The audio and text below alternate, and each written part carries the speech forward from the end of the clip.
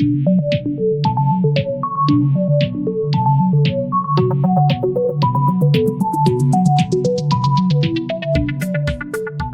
everybody, welcome back to the Thinking Crypto channel. I've got some very big updates around the Ripple SEC lawsuit situation.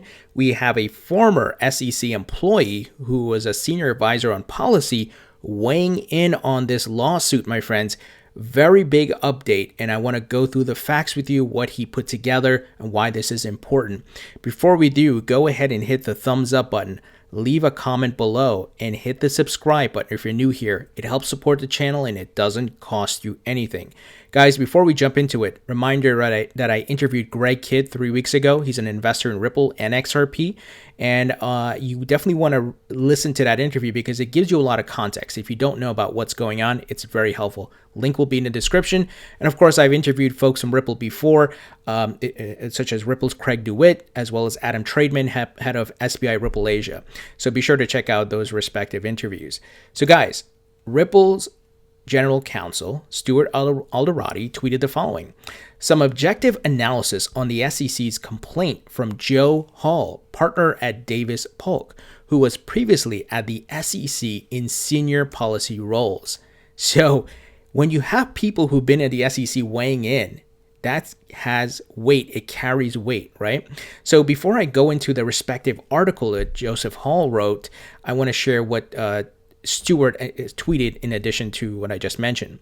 The U.S. regulatory environment is unpredictable. Here's a quote. Imagine trying to explain what an iPhone is in language your great-grandfather would have understood just after World War II. That's how easy it is to predict which digital assets are securities under the post-war Howey test. They don't work together. You cannot take an 80-year-old Howey test and use it for digital assets. This is not stocks, right? This is not your regular securities. You cannot apply this old, outdated test. So there needs to be an updated version, a Howey test 2.0, or what Ripple would like to have it renamed to, and that is the Ripple test, right? A specific test that is for crypto and digital assets. Here's what Stewart had to say in addition to that. The current approach is also not practical, nor does it lead to good policy. Channeling all secondary trading through regulated intermediaries cannot apply to many digital assets without wholly defeating their utility. Absolutely. So many digital assets in crypto work in networks and in a decentralized manner. Different companies and so forth can use these digital assets. So long story short, the Howey test does not work here. They need to have an updated version. Now, I'm going to break down what Joseph Hall wrote here. And here on davispolk.com, you have the respective link dated today, January 26th. And it says here, Davis Polk partner Joseph Hall recently authored the article called Ripple Token Case Highlights Need for SEC Clarity on Crypto in Law 360. In the article, Hall discusses the need for the SEC to give clarity on its regulation of digital assets, examined through the lens of the agency's decision to file a suit against Ripple Labs over its cryptocurrency XRP. He noted that cryptocurrency is here to stay, and that the SEC's incoming leadership will have to grapple with the current cloudiness of its regulatory status. And here's the respective article, guys. As you can see, the title, Ripple Token Case Highlights Need for SEC Clarity on Crypto by Joseph Hall. Now, he talks about a few different things in here and about the political play behind this. And it's very interesting. I'm going to read it through and I'll skip certain parts. So, I'll put a link in the description so you guys can read this for yourself. But I'll call out the important things. So here's the beginning of it. Serving on staff at the U.S. Securities and Exchange Commission during the era of former President Bush, so he was at the SEC under George Bush, I was once surprised to hear gossip about the unlikelihood, read inappropriateness of my appointment given my Democratic voter registration and trail of campaign contributions. It hadn't occurred to me that the regulation of the securities markets was a partisan matter, although a few years later, we're all less naive about the currents of debate in Washington. I still know the staff, the heart of the agency is focused squarely on investor protection and health of the markets. Regardless of political persuasion, which for the record runs the gamut from libertarian to progressive, leadership of the agency will soon change with last week's official confirmation that President Joe Biden intends to nominate Gary Gensler for the top spot. In several areas, one can predict that Gensler, the former head of the U.S. Commodity Futures Trading Commission during the Obama administration, will chart a different course from the recently departed SEC Chairman Jay Clayton. So, he got a little political there, and I don't want to get political, but we've seen under the Trump administration, Jay Clayton and Steve Mnuchin both make moves that are anti-crypto or try to slow crypto down. And we know, forget about Trump for a second. The traditional banking world and finance world, they don't like crypto. Yes, many of them are capitulating, but if it was up to them, they would kill Bitcoin, they would kill crypto. That's why you saw Jamie Dimon come out and said Bitcoin was a scam and all of that. Now they're capitulating and saying Bitcoin is going to hit 146,000 and blah, blah, blah, right? You guys know the whole story there, but guess what? They don't like it. Goldman Sachs, they don't like it. They want control of everything so they can keep making their money.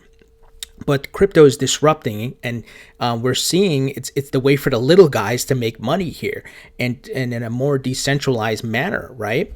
Well, Jay Clayton has connections to Goldman Sachs in the traditional financial world, and I've been on the record saying, just my opinion, I think he was paid off. He's lobbied to go and do these things. And that's why he did it in such a shady manner. He did it on his way out, right? And he's not even here to help resolve or even enforce or do what he needs to do. He just sucker punched Ripple on his way out, and his cronies left with him. Now, of course, Joe highlights that Gary Gensler will be taking his place.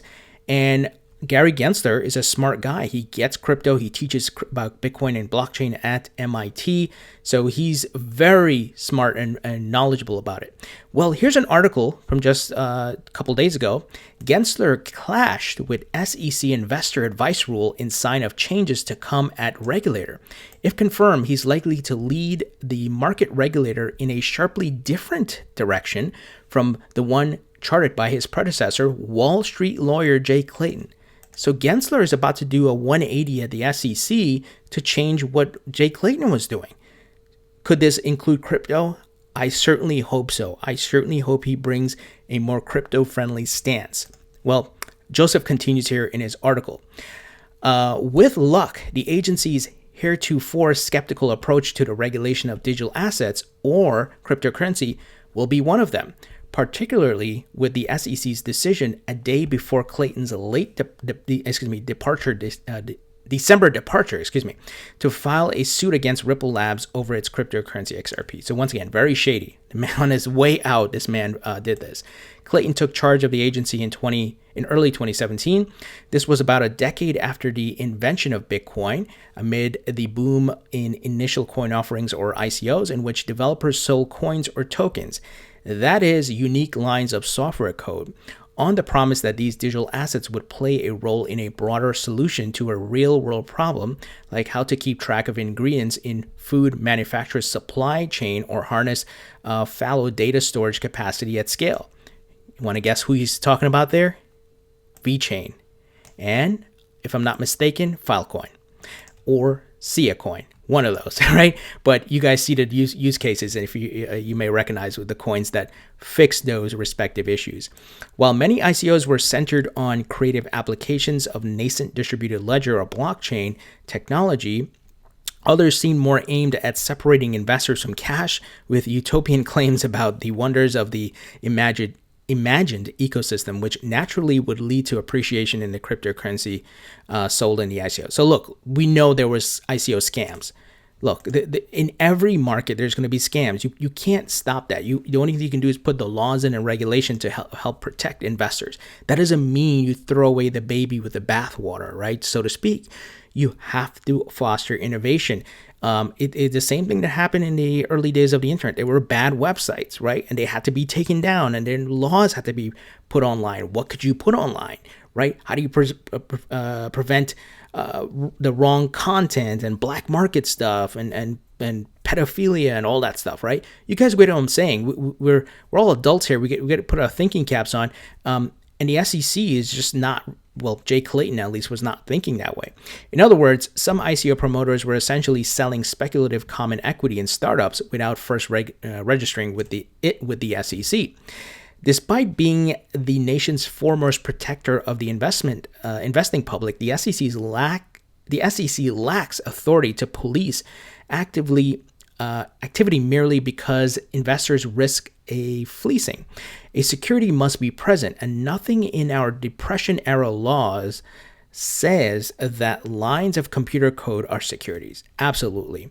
So the SEC looks to the curious term investment contract a thing that is indeed a security. The term was first given meaning by the U.S. Supreme Court in SEC versus W.J. Howey Co., a 1946 case dealing with investment opportunities in a Florida citrus grove. Imagine trying to explain that what an iPhone is in language your great-grandfather would have understood just after World War II. That's how easy it is to predict which digital assets are securities under the post-war Howey test. The stakes are high for anyone wanting to build a business on blockchain technology.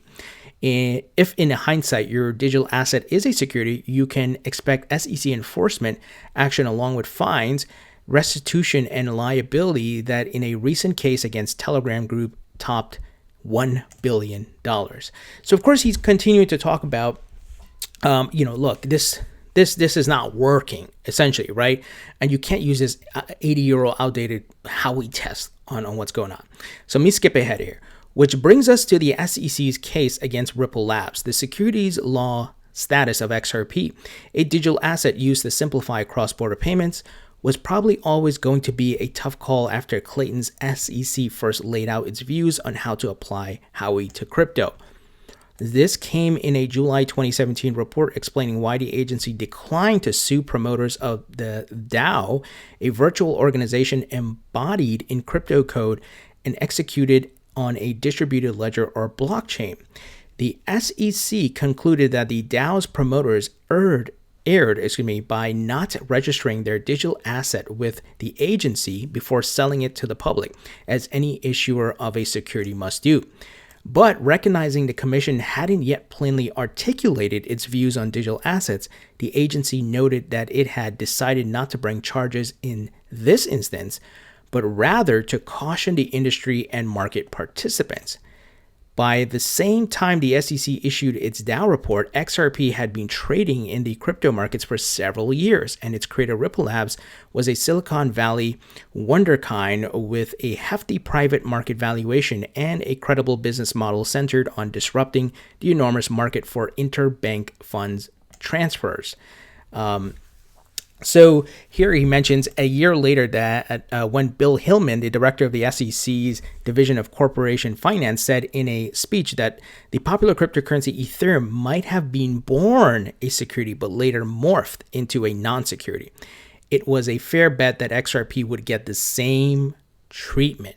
In other words, maybe there were some issues with early sales of XRP, but at this point, surely XRP itself was in the clear, right? Question mark.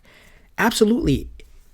And we've seen this. Even Hester Pierce, crypto mom at the SEC, tried to put this out, where it would be some sort of like sandbox, right? Where these different crypto companies can start out under that guidance and not be considered a security. But those, maybe, I don't know if it would be retroactive, but the fact is, Ripple and at one point had XRP, and the way they were leveraging it and using it was once a security at one point, and that could have been for 6 months or a year.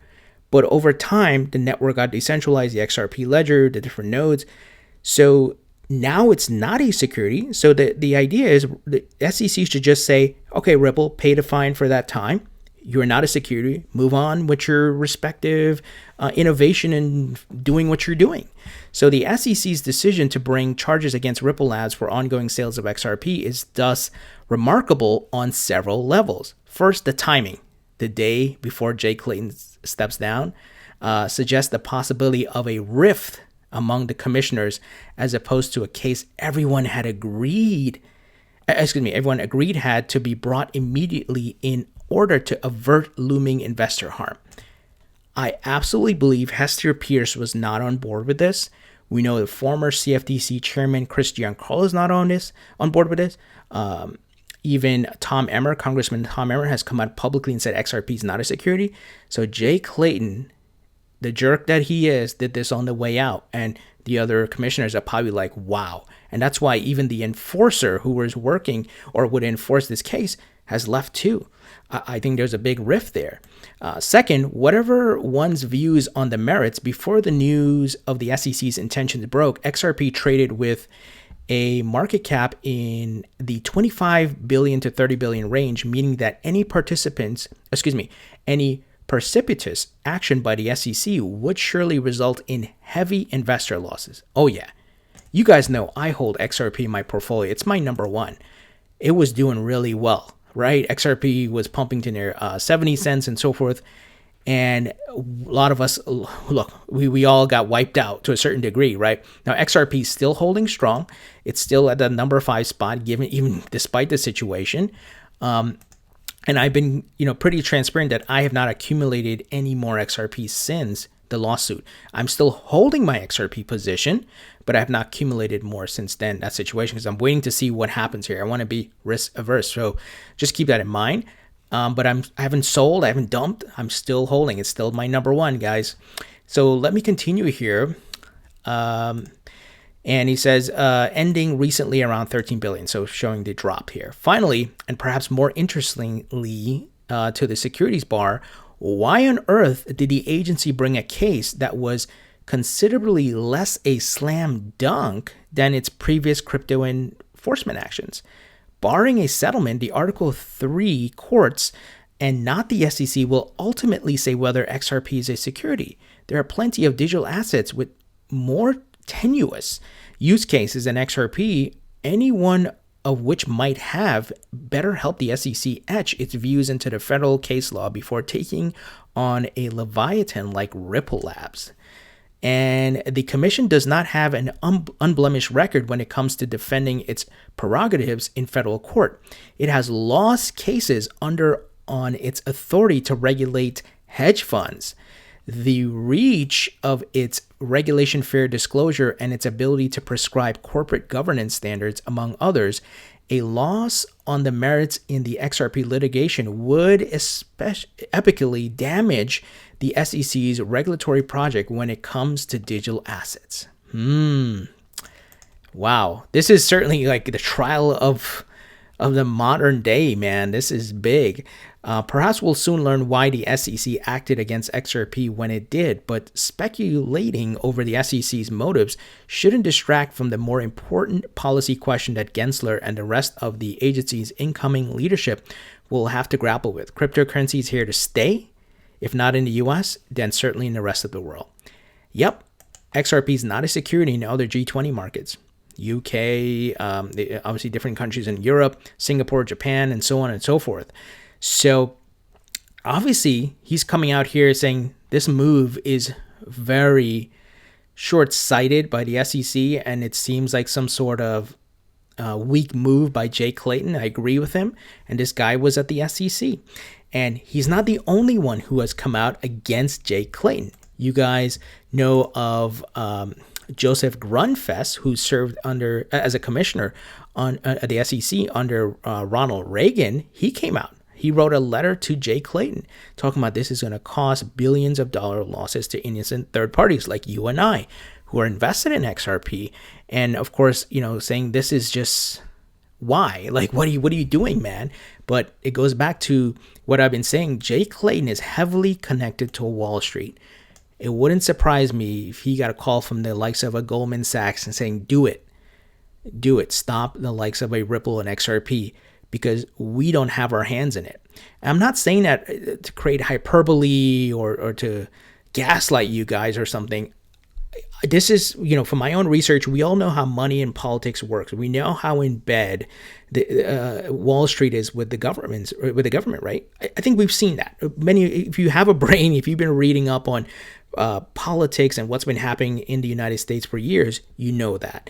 You see a lot of these guys who work on Wall Street and Goldman Sachs, they go work for the government after, many of them, right? Hank Paulson, all of these guys, we know that. So it wouldn't surprise me if they called up Jay Clayton. He's an old buddy of them. He's a Wall Street lawyer, and say, hey, shut him down. Hit him where it hurts, right? That's definitely a likely scenario, and I think that's part of it, right? The SEC, these Wall Street guys don't have full control of Ripple and XRP. They probably want their hands on XRP, right? But they don't have access to the escrow. They can buy in the open market, but they don't want to see a company like Ripple get filthy rich and possibly the investors holding XRP get rich as well. So just my opinion, I could be wrong. I would love to hear what you guys have to say. And in addition to Joseph Grunfest, guys, Mary Jo White, former SEC commissioner, has worked with Ripple in different lawsuit cases. So Ripple's got a lot of muscle and ammo behind them. Brad Garlinghouse, just a couple days ago, despite this situation, tweeted that Ripple had a successful 2020. And here's what he had to say. 2020 was a banner year for Ripple despite a disappointing ending related to U.S. regulation. Understatement. We processed millions of RippleNet transactions, grew Ripple ODL to 12x year over year, and signed 15 new customers after the SEC complaint. So they're still moving ahead, guys. RippleX contributed to the XRP Ledger version upgrades, created a tool with Energy Web so anyone can help decarbonize the blockchain of their choice. Crypto can be sustainable, and is helping build new use cases for XRP with other industry participants. We added 100 plus new faces to the Ripple team, including several leadership members. We have an incredible, resilient team in place to tackle 2021 and beyond. No matter what, we'll stay true to our mission of building an internet of value. So, from my personal research and what I'm seeing other lawyers and so forth are saying, I think Ripple has a solid chance of coming out of this well, where they pay a fine, but XRP is not a security, and we get a Howey test version 2.0, as what former regulators here from the SEC and so forth are talking about. I think things are going to move in the right direction. I'm glad the new administration's here. Gary Gensler is looking to do like the complete opposite of what Jay Clayton is doing. And from what we're reading here in the letter, there was definitely some sort of disagreement with the commissioners. So I think things are going to move in the right direction, but we got to be patient. This is not going to happen overnight. And we'll see what happens. I definitely recommend you guys read through this entire article here. Obviously, I don't want to take most of your time, but I'll put a link in the description. But the dialogue is in favor of Ripple and XRP and clear regulations for the crypto market from the SEC. The SEC is a roadblock here, and we need to move forward. So guys, what do you think about this news? Please leave your thoughts and comments below. Hit the thumbs up button, share this video, and I'll talk to you all later.